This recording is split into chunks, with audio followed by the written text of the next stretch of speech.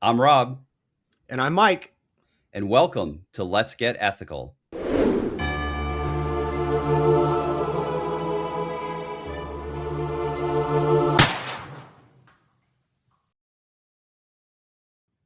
All right.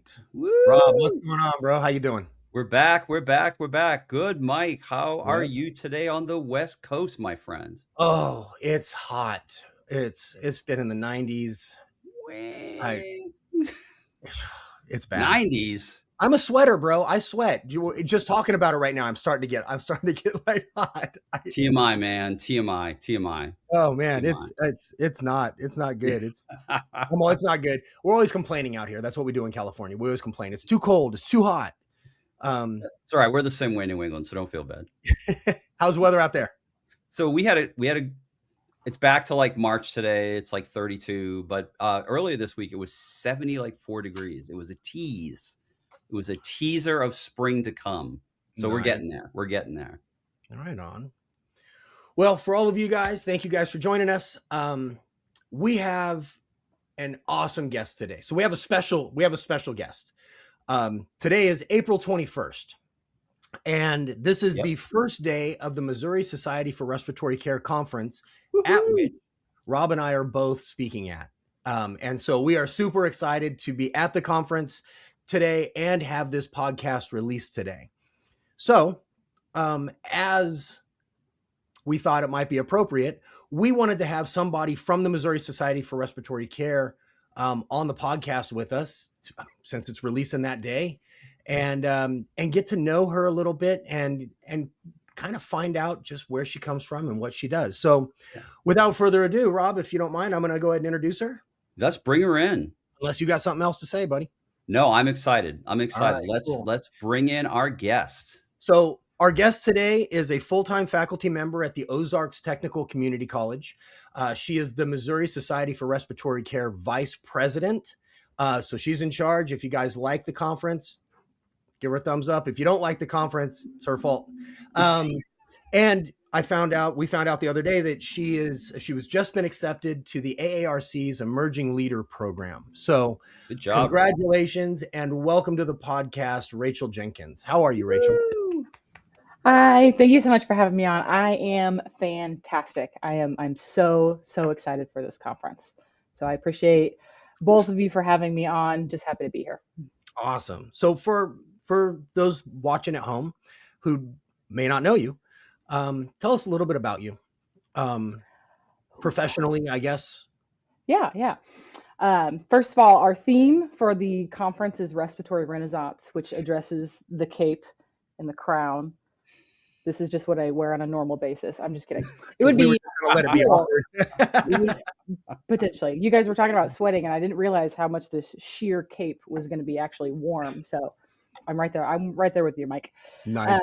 My name is Rachel. I have been an RT since 2020, a whopping 6 years. It was a really fantastic year to get into the field of respiratory care right in the middle of COVID. Sure was. Smack at the beginning, no idea what was happening as a brand new RT. Then we started, figuring stuff out. So it was a whirlwind of a couple of years, as I think anyone in the field would agree. And then I eventually got into full-time education in the fall of 22, and I've been here ever since. And I absolutely love it. It's a great time.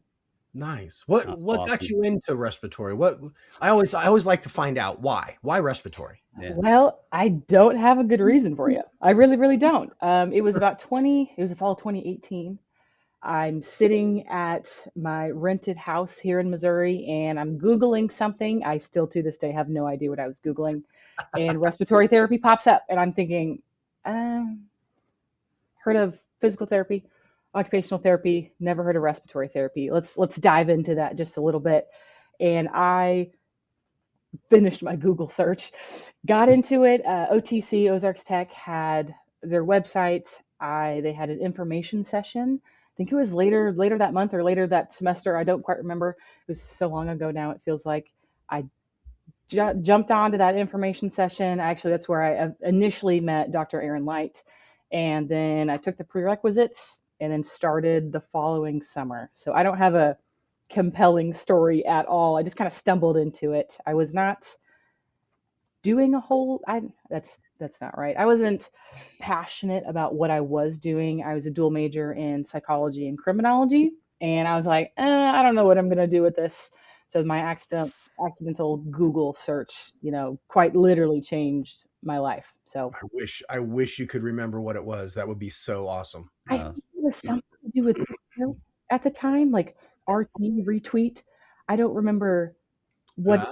That's the only plausible explanation that I can think of at the time. So you were trying to figure out how to use Twitter.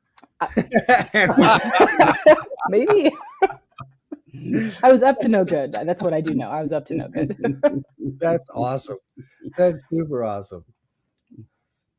Rob, what do you think? Do you have any questions really quick? This is awesome. I don't want to, I feel like I'm monopolizing. I don't want to. No, this is cool. This is cool, Rachel. We're so excited, Rachel. We want to thank you for inviting us to attend the Missouri Society for Respiratory Care conference. Speaking of Dr. Aaron Light, we're going to be meeting up with Matt Pavlichko of RT Sidebar later on during this conference, and we're actually going to be doing an interview with Dr. Aaron Light. So we're very, very excited about that. My question for you, Rachel, is given the attire, how did you come up with the respiratory renaissance? Where did that come from? Well, admittedly, a couple years ago, one of my really close friends and I were like, you know what? We've never been to Ren Fair. We're big fantasy readers, and so we're like, you know what? Let's dress up, have some fun, go to Ren Fair. It's taken over our lives. I will say that. I don't know what has happened to us. I had to do zero work to find this cloak in my house this morning. Had to do zero work in it. I have all of my outfits planned for this conference, the Missouri Society Conference. So I found Respiratory Renaissance as just a fun little alliteration. And I think there's actually a lot of cool stuff that we're going to be doing. Mainly, we're going to do some history talks. So Rob, your talk, history of blood gases. I think throwing it back, awesome. Love it. Yeah. I'm hoping to bring some really old equipment there too. We actually have an old MA1 here at Ozarks Tech that I am going to attempt to dress up like a dragon. I haven't quite got that far yet. We're going to make it happen though. So I just have a love for Ren Fair, and I think it's really, really cool. And the theme is awesome. Who doesn't like knights and dragons and tiaras? So, right. Yeah. There you go. Yeah, absolutely. And I forgot to put my tiara on. Yeah. Mine never stays on. That's the problem. Mine always falls off. I haven't seen a booth yet. I'm looking for the giant turkey legs that you can buy at the Renaissance Fair. There you go. You have to make sure you find somebody, during the conference to sell the giant turkey legs. Noted. Get on it. Yeah. I don't like turkey, so that's actually funny that you mentioned that, because we've gone the past couple of years just to the Kansas City Renaissance Fair, and I never get the turkey leg, which I do feel like is a staple that you have to get there, but I don't get the turkey. No. Yeah, a Renaissance Fair and Disneyland. You have to get a turkey leg. There you go. I've never been to Disney either, so. Well, we got to get you out of Missouri, I guess, right? Yeah, that's fair. You guys have any conferences coming up? I'll go. We actually, California, we do. Ours is the next week after. It's next week. So this is April 21st. This is coming out. We're in Missouri right now, and we leave from Missouri. We go home. We do laundry, and then, I'll be there, and then Rob is flying to California next week, and we're speaking at the California Society. You guys are busy. I'm taking that next week off. You can't convince me to do anything next week. So. You're gonna need the recovery after the conference, right? Seriously. Absolutely. Yeah, vice president duties are no joke.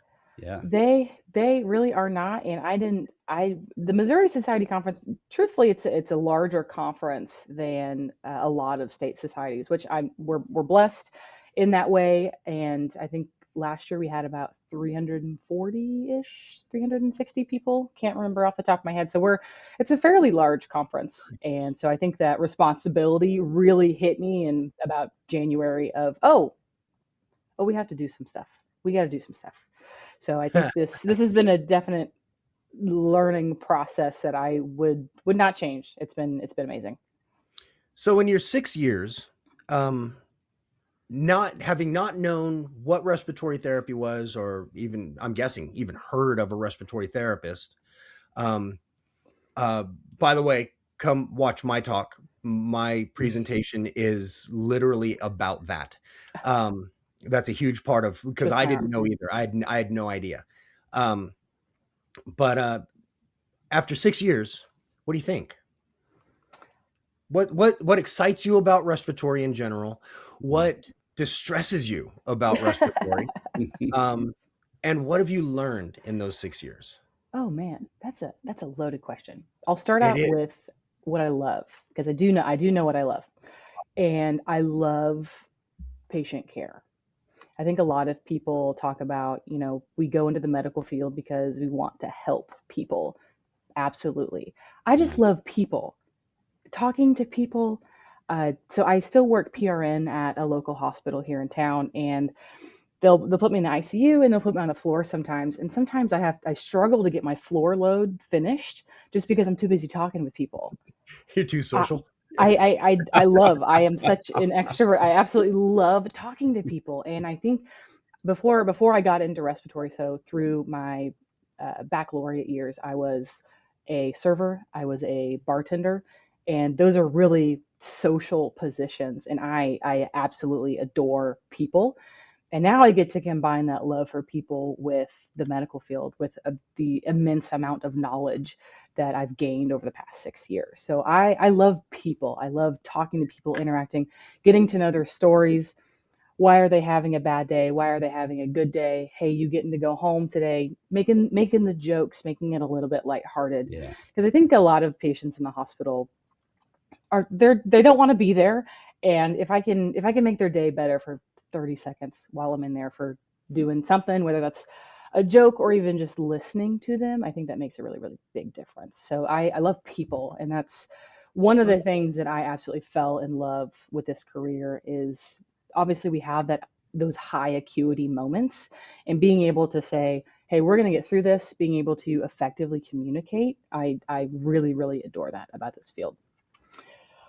Awesome. I've never actually thought about what I don't like about this field. I don't. That's a tough. I don't know if I've ever been asked that. I don't like sputum. Does that count? Absolutely counts. That counts. It doesn't. Oh, you know what? Actually, now that I mentioned that, sputum. Okay. Vomit. I don't know anybody who would say they do enjoy it. Some people have different tolerances for smells. I'm with you on that. 100%. Nah. And unfortunately, that happens fairly frequently. So I'm kind of upset about that. But yeah, I would say absolutely, as far as the actual job of being an RT is, I don't do vomit very well. But in other things, I don't know if there's a single obvious thing that I don't like about this field. So let me reframe or rephrase that question just a little bit, that part of the question. I think, and I don't know, but I think what I mean, is that funny? I don't know what I mean. I think what I mean is, what do you see in your daily bedside care or as an educator that you look at and you go, oh, that's not okay. We need to do better. I think there's some, and I think in any respiratory department that you go into, there's always going to be those respiratory therapists who, want to get paid more, want to do more, want to advance our scope of practice, increase our autonomy, but simultaneously aren't willing to get out there and do something about it. And I think you'll find that with pretty much any field. And I think that is something that in general RTs can be a lot better about, because I'm young in this field.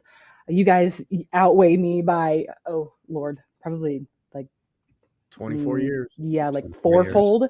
Yeah. So I think you guys can probably speak to this a lot more than I can, but just in my 6 years, I've seen a lot of people go, we should get paid more. We should do X, do Y, and do Z. And it's like, okay, that's great. what are we going to do about it, right? We talk about how respiratory therapists are cardiopulmonary specialists. Let's push the profession forward. I can make a lot of arguments to why this should be a bachelor's entry field. I can also make a lot of arguments why we should keep it at the associate level. But also, if we're going to move towards advancing our profession, if we want to move towards that APRT, that mid-level practitioner, we do have to keep moving things forward. So I think there's a lot of, I don't want to say stagnation, but also kind of stagnation. And I think some people aren't really willing to put in the work that it would take to get things moving forward. Fair enough. Frankly. That's a great point. So Rachel, there was a really good article that actually just came out actually in 2025, and it actually looked about like how effective are we as a profession, right, in the United States. I don't know if you had the opportunity to, to read that, but I think part of it does talk about, you hit on education, you hit about what can we do to be better and to, bring our profession forward. And I think that's a sore spot for a lot of respiratory therapists. And we all talk about money. Everybody wants to make more money, right? That's across the board. But how do we advance ourselves to kind of dictate, hey, this is our value, this is what we're worth, and this is why we want to make X. So, when you think about it as an educator, and obviously, you have your bachelor's degree, you have a master's degree, you've carried that weight forward. And what's your message? Here we are, we're at the society conference. What's your message to all of your fellow RTs, to your students as well, about continuing that path of higher education? What would your message be? Well, I think a big message is never stop learning. Even if you don't end up getting a bachelor's degree, even if you don't end up, taking it to the master's level or PhD or EDD level, is never stop learning. Never be okay with what you are learning. And I think the second part of that is get involved, whether that's sit on a committee. I think there's getting involved in knowing the process that it takes to make change. I think that is a huge insight. So, for example, the Missouri Society, presently we're trying to push through 2 bills in our legislative community, and it's the RCIC, so the Interstate Compact, and we're actually trying to push for RRT minimum, which has been done across multiple states. And our students are actively involved with going to the Capitol and advocating for that. We tell them that, hey, this takes $30,000 to even get it in front of someone to say, hey, we're interested in doing this. And I think there's a lot of value in just students knowing that process, or literally any respiratory therapist in knowing that process. Because again, it kind of goes back to that conversation of, I want to be paid more, I want to do X, Y, and Z. What does it take to do that? And our legislative committee, huge shout out to them in Missouri, they have spent a lot of hours and time meeting with lawyers, lobbyists, and stuff like that a lot of people don't realize that's what it takes to get the ball rolling. So I guess that would be my message of don't stop learning, and whether that's in the context of just getting involved or read that article that you've been putting off, learn about the new updated ARDS guidelines, things like that. Right. And Rob is absolutely, Rob, you hit it, as far as I'm concerned, on the head. If you want to get paid more, you have to be worth more, Yes. which means your position has to be more valuable. And so just as a respiratory therapist, not even taking into account management, supervisor, educator, none of that, not taking any of that into account, as a bedside respiratory therapist, wanting to get paid more creates responsibility. And I think that's important. We have a responsibility to increase our value. What makes us worth more? And I think that's really important. So I think that's, yeah, absolutely. Yeah. But I'd like to transition just a little bit, because I want to go back to your educator role. And as I do, just asking you questions, why education? What got you interested in the educational aspect of respiratory care? I don't think it was in an innate interest. Like I was not I'm going to be an educator. That was never a conversation that I had with myself. I was a student And I realized so I went through the associate's program, and that's a 3-semester program. It is accelerated, and it is honestly absolutely brutal. Looking back Right. on it, I go, oh my gosh, I can't believe I did that. I partnered up with one of my now good friends, and the way that she learned was by listening, and the way that I learned was by teaching. So we would sit down, we'd go through objectives, and I would read the question. She would try to answer the question, and depending on what her answer was, or even if she got it right, I would then read the answer, and we'd kind of go through stuff together. So it was a kind of a synergistic. She is listening to what I'm saying, and I'm trying to teach her. I don't know if what I taught her was right at the time, but we both passed. So I think that was like the initial, like, hey, I kind of like this. And one of my instructors, now boss at the time, it was actually during my midterm clinical proficiency exam. So I'm in the middle of trying to figure out, what a blood gas is. I've forgotten at this point what a mechanical ventilator is.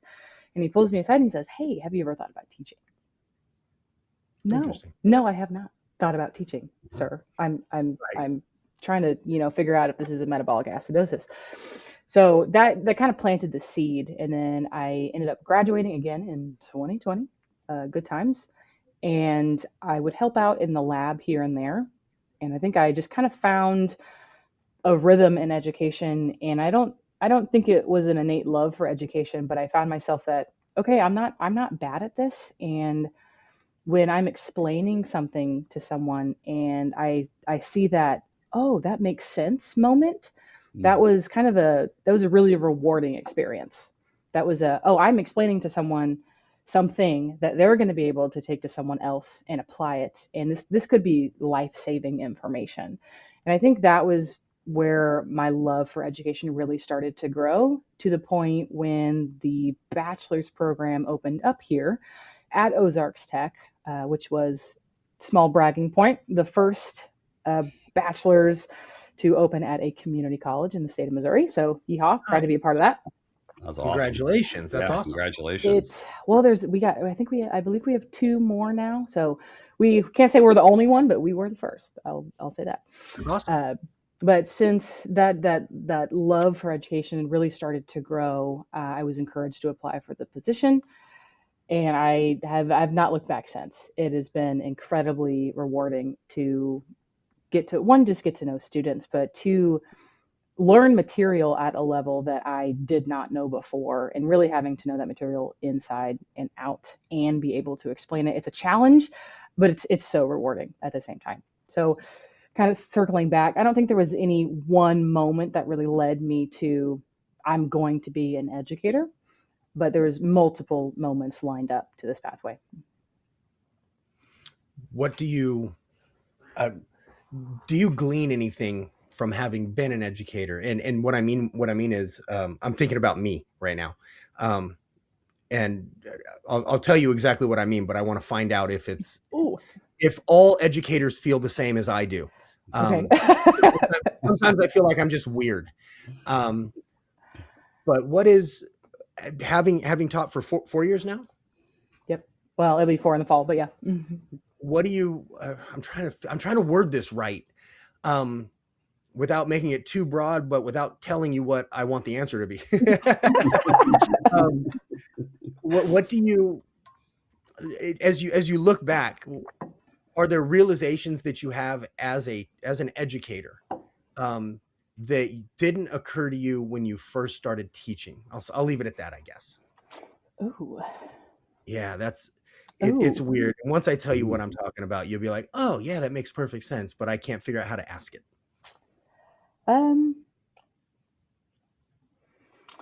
Oh.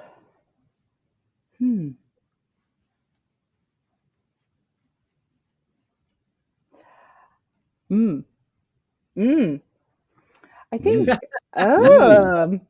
you want me to tell you what I'm talking about? Help her out a little, Perhaps you Mike. should go Help first. her out. Help her out. So I've been an educator in respiratory care programs for 24 years now. And one of the things that amazes me about being an educator in this field is the number of patients that I've got to care for indirectly. I have students who graduate who obviously work in Southern California. They work in Northern California, but I have students who've gone on to work in Texas, Arizona, Washington, Nevada, Ohio, Utah, Florida, and probably some other states I can't remember right now. And what amazes me is that I've been allowed to, over those 24 years, be part of the care of these patients in all these different states, some of which I've never set foot in. And that, to me, like, it's a source of pride for me that I get to do that. Every class that graduates and starts caring for patients, I get to feel as though I'm part of that care. And so indirectly, I get to care for these patients that I will never meet. And it just, that feels good to me. Yeah. Have you ever thought of that? That's actually until right now. Recently I was having a conversation with a coworker, and it was in reference to a particular student, but we were talking about educators and their responsibility to the community. It was actually what we were talking about of we have to make sure that we meet students certain standards by a bunch of different institutions. But it was also as an educator, I have a direct responsibility that you know what you're doing. I have a direct responsibility to every single person in this community. So very recently, I actually did have that conversation. So it's actually funny that you say that. That's awesome. Yeah, it's go ahead. No, you're good. Good. I thought you were going to say something. I've been monopolizing it. So anytime you want to tell me to shut up. No, you're good. No, it's your, it's funny because really you we're both kind of RTs almost the same amount of time, right? And then you both went into education. So I think that's really cool. I'm going to shift the subject a little bit towards leadership and management, because you were telling us in the beginning that you, or Mike was saying, that you just got accepted into the AARC's Emerging Leaders Program. Congratulations, by the way. Congratulations on that. That's awesome. So I guess my question I was thinking about, Rachel, was, you're in education, you're dedicated, you're teaching those people to get those RTs out there. What made you want to also throw onto your plate the opportunity to learn more about leadership and management in your role as an educator? That is a fantastic question. And that would be kind of going back to that mantra of never stop learning. There's so much that I don't know about leadership, about management, about this field, about state societies, about education in general, how to educate adults. There's so much that I don't know. And I am well aware of that and not afraid to say that either. And I think as a young RT, right? I've only been doing this for 6 years now, just coming up on 6 years. I've been doing education even for a shorter amount of time. And I think, kind of going back to responsibility, I think I have a responsibility as a newer educator to, if I have the time and I'm willing to do something that furthers and deepens my knowledge of the field of education and of respiratory in general, and if being paired with a mentor and a structured faction is the way to do that, absolutely. Sign me up. That's awesome. If you could say, if you had one thing today that you absolutely want to get out of the AARC's Emerging Leaders Program, what would it be? My number one thing. Can I be honest? Number one thing.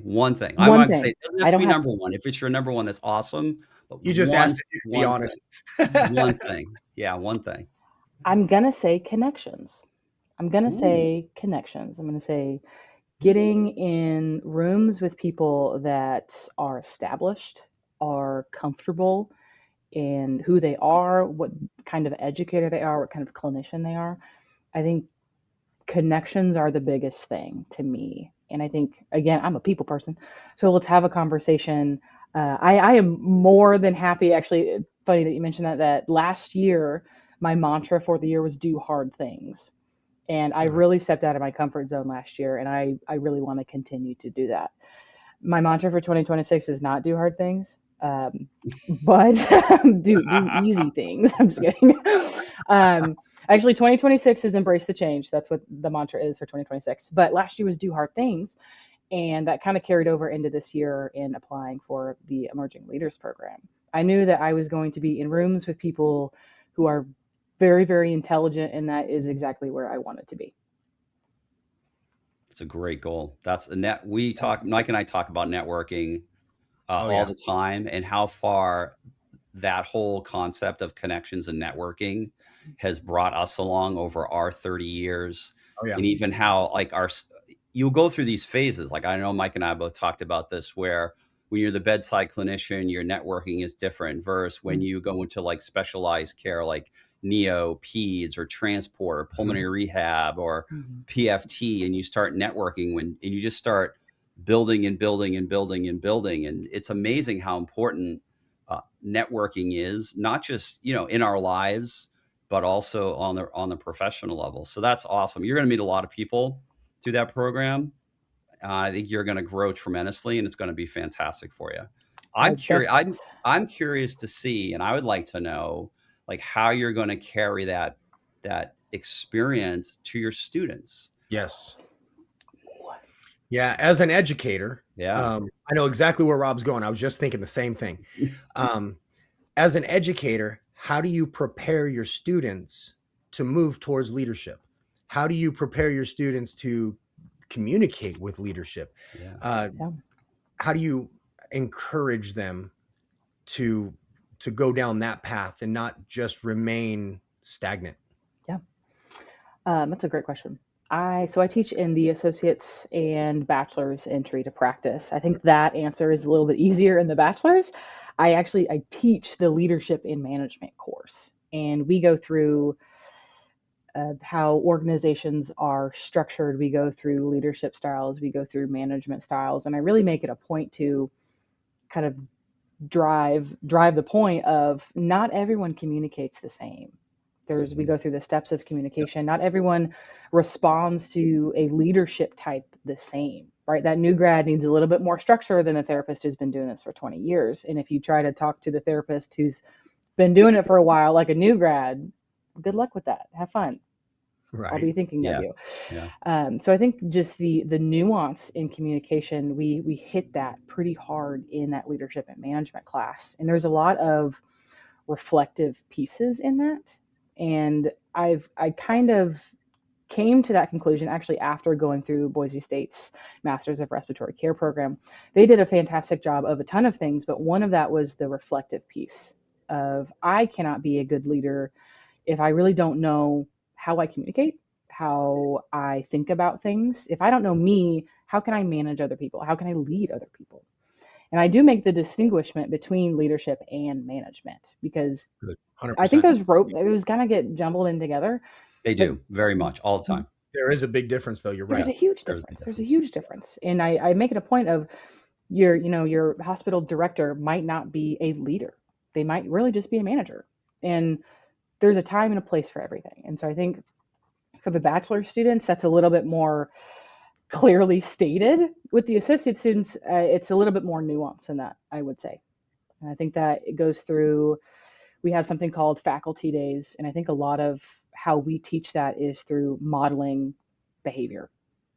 We have faculty days, they come with me, and we're in the ICU, we're talking to physicians, we're talking to nurses, we're talking to people who are part of the care team. And my hopes is that I'm modeling something that they can do themselves, of respectful communication, of, hey, I saw this, do you have any insight to this? That kind of thing. Or, hey, Dr. So-and-so, I've noticed this. I really want to go up on their PEEP to a level that's outside of our protocol. What are your thoughts? So I think for the associate program, it's kind of modeling that behavior of, this is how I would do it. Approach it how you see fit. With the bachelor's, it's a little bit more on the nose of, hey, I'm teaching you about leadership theories, management theories, and so on and so forth. A quick question on that. So from the leadership perspective on my end, do you think it's just as important in the associate's degree level it is in the baccalaureate level to teach our students how to properly communicate not just with providers, that's important, right? But you have to take it to the next step and be able to properly communicate, within the leadership team that's in your department or the hospital. You said it's kind of nuanced, and then you said, in the baccalaureate program, we peel it back a little bit. Do you think that there would be benefit, for example, even at the associate degree level, to spend a little bit more time on communication? Because I think personally that there's a gap there as a leader and a hiring manager. Yeah. Sometimes, and again, we have multi-generational departments, right? So one of the things that you're trying to get across is, well, how do you communicate? How do I teach people to communicate in a multi-generational department? And even in and you'll see in leadership too, right? The way that you communicate with like Mike and I is very different than to communicate to a millennial or a Gen Z. Yep. They're very, very different. So do you think, Rachel, as an educator, that there should be more opportunity at the associate degree level to speak to the importance of communication? Yes, absolutely. Absolutely. And how would you get there? I'm gonna Oh. jump and piggyback on that real quick and throw in the tough question is, well, you talk about change, right? Mhm. And you Yeah. have kind of this really unique opportunity to say, wow, that's kind of a good point. And I'm not saying you have to do it, but what I was saying is if you were to stop and think about it for a second, how could you at the associate degree level provide some sort of saying, hey, we're going to give a class on improved communication? What would that look like for you? That's tough. First of all, I want to address the point that as a Gen Zer, I am Gen Z. I am a child by many metrics. As a Gen Zer who identifies as millennial, I yes, You're actually right on the cusp. I know I am. I missed it by I think a year. I think 90. I don't know. Yeah, you're effectively a zennial, right? Something like Yeah. that. Zennial. Yeah. As a Gen Zer, yes, 100%. Let's dive into communication. And I think if you were to have an opportunity to break down the steps of communication like I do in the bachelor's program, I think that would help a lot of students. Because we miss a piece of it when we say you have to do this. And they're like, okay, but why? And I've noticed that's a big thing with younger students. They want to know the why. You want the explanation, Yeah, they want to know, like, okay, I'm teaching you X, Y, and Z. Okay, but why do I have to learn that? How am I going to apply this clinically? I've noticed some of the older students are like, I'm telling them this is, how it is. And they're like, oh, okay, works for me. I think some of the younger students want that explanation, which is absolutely fine. I'm a big why person. I also make it a point in my classes in general. If I'm telling you something, I want you to be able to take that and apply that in a clinical situation. I want you to know the why. So if I had my dream world of associate program change, that's tough.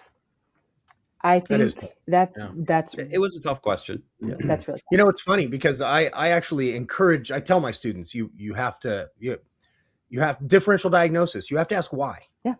Yes. You have to, and keep asking why. Yes. You get the answer, ask the next why, ask the next why, ask the next why. But it's funny that you mentioned that because I do remember being in my respiratory program in the mid 1990s. And if the teacher said, hey, from now on, green is blue on the test, I'd be like, what is green? Oh, it's blue. I got this. Like, I didn't even care. So it's really funny because you're right.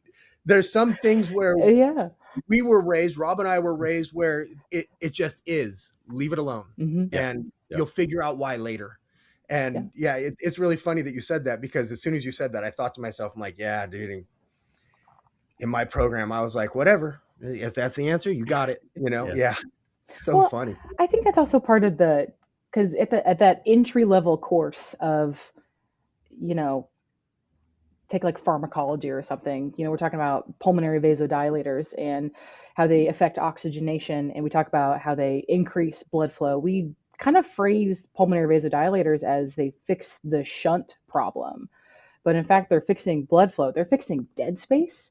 And we make that association a little bit later on in the program once they have an in-depth knowledge of hemodynamics. And so a lot of the time, sometimes in those earlier classes, we're going, hey, this is how it is. And then I teach the hemodynamics end of the program, some stuff. And I go, so we learned this. Let's take that a step further. I'm going to tell you the why. Let's take that a little bit further. And so I think there's appropriate topics to go, hey, this is how it is. Sometimes I'll go, hey, you said this, put a star by that. I'm going to go back on that here in just a second. So I think it's appropriate, but I don't, Rob, to your question, I don't have an answer. That's a hard question. I think it would be cool. We actually, in our associates program, we do research. We do bench studies in our associates program, which is wild. It's absolutely wild. And that teaches critical thinking skills. It does teach teamwork. We have what we call a team leader, and they are kind of the ones putting together or leading the ship, if you will, for the methodology. Obviously, they have a faculty mentor during this, but they're leading the methodology, and eventually they will be the ones that we send to Congress to present their research. So there is, I guess, a little bit of communication in that, but it's not explicitly stated. So I think it's so important, but I don't know if you could fit that in an associate's program without adding some credit hours. Yeah, no, it would be tough. We definitely know that at the associate level, people are drinking from the fire hose. And 100%. We know your objective is to get them to pass the exam and scoot them along out the door. So it was just it's an interesting point that like I said, I see it as a leader and a hiring manager is in the multi-generational, department, the way that people communicate. My younger staff, my millennials, my Gen Z, they will text the living bejesus out of me, but they can't sit and have a good conversation with me. And so you're reminding me of my text problem. Yeah. We'll text back and forth, but I hit my text limit. Yeah, he does. I make a phone call and I'm like, your text limit's been reached. I can't. I can't text it.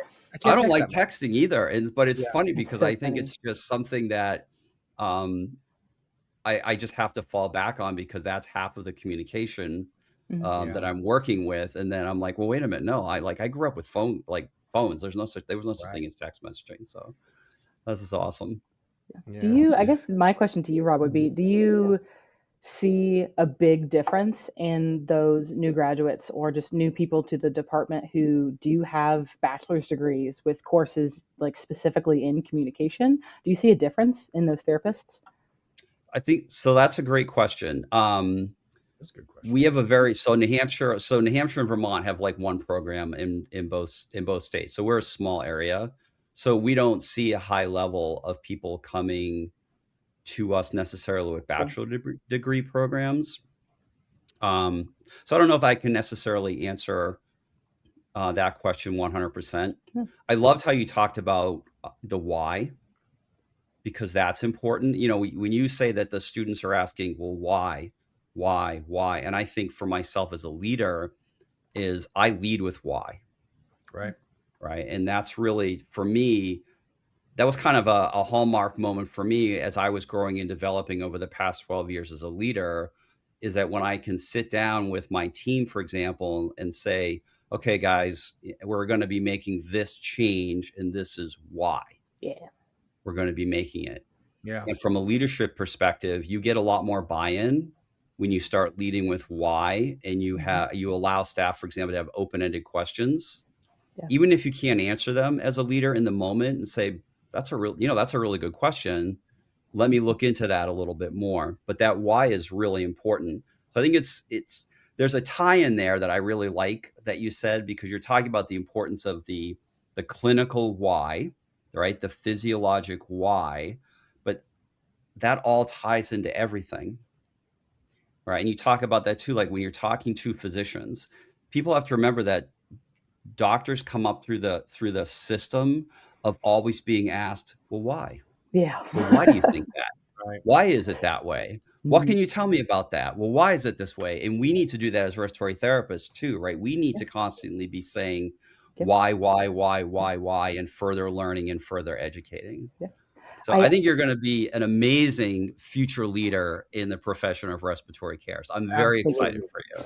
I also kind of along those lines, I was trying to implement something that was going to get students a little bit more engaged and get some of that buy-in, because I don't want to say it's a weakness, but it is, we do follow a pretty traditional lecture test format.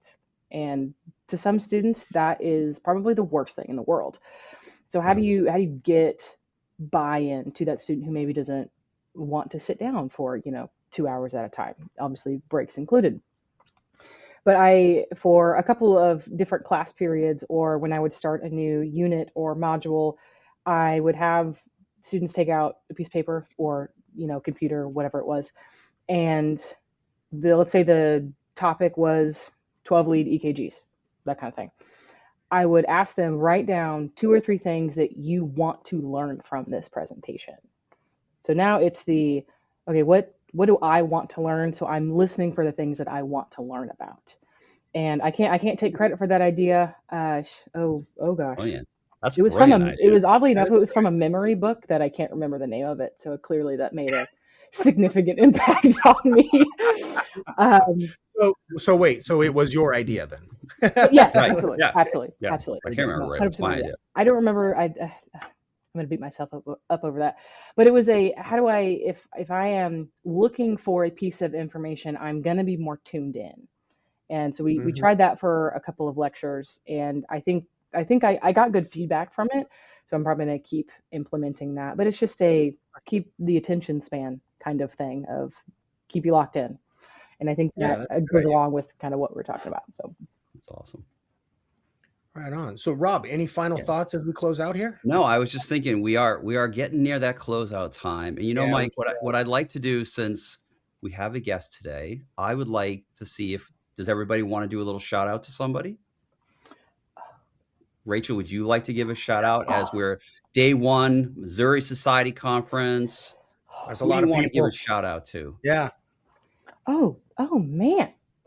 I want to give a shout out to our MSRC president, Kristen Anderson. Kristen. Tell you what, she has done so much for this society in her 2-year stint as active president. She's had a lot of stress. She's really moved forward on introducing those 2 bills, the RCIC and the RRT minimum. She has worked tirelessly on so many committees, I have literally lost count. So God bless her.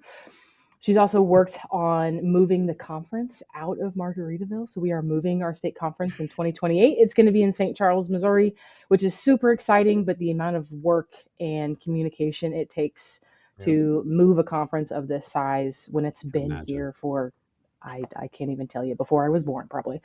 So she's done so much work, and she's an excellent communicator. She's an excellent mentor. And I am so, so glad that I have gotten to work under her for the last 3 years. So big shout out to Madam President Kristen Anderson. Nice. Work. Excellent. Mike? Rob, what about you?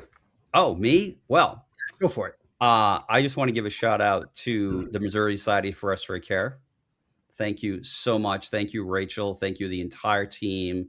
You've all worked so hard to put this conference together, and I just want to tell you how excited I am, and we are to be here. So thank you very much. You stole my shout out. I'm sorry. No. But I threw you in. I included you. Yeah. My shout out would also be to the Missouri Society for Respiratory Care, but also all the attendees who showed up. Yes. I know Rob and I are both excited to present to everyone. We're each presenting individually, and then we're actually presenting as a panel discussion on ethics on day 2, I believe it is. So we look forward to meeting and getting to know as many people as possible. And all right. Can't wait. Super excited for it. I am. All right. And with that, so excited. I'm going to close us out. We can't yet. I forgot. I forgot. Totally forgot at the beginning. Forgot. Right? Yeah. Make sure that you guys comment below. If you have questions or you have an episode idea, let's get ethicalpodcast@gmail.com. Make sure that you subscribe and hit that notification so that you get notified of the episodes. I totally forgot to do that. I was like, I gotta catch him. With that, we can close out. Yeah. Finally, I want to tell everybody, join us next time on Let's Get Ethical.